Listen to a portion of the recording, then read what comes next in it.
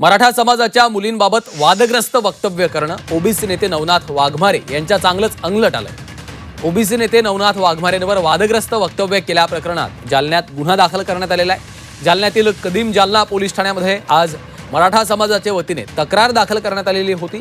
यानंतर समाजामध्ये वाद निर्माण होईल असं वक्तव्य केल्या प्रकरणात वाघमारेंवर गुन्हा दाखल करण्यात आलेला आहे। या घडीची एक मोठी बातमी आपण पाहतोय। नवनाथ वाघमारे यांच्या अडचणी आता वाढण्याची शक्यता आहे। मराठा समाजामधील मुलींबाबत वादग्रस्त वक्तव्य करणं त्यांच्या चांगलंच अंगलट आलेलं आहे।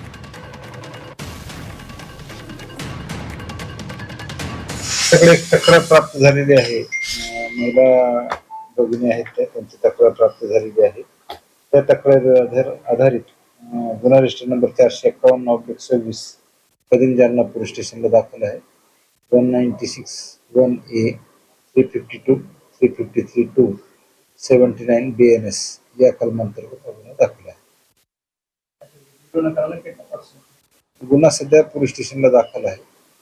पुढील कायदेशीर कारवाई करत आहोत।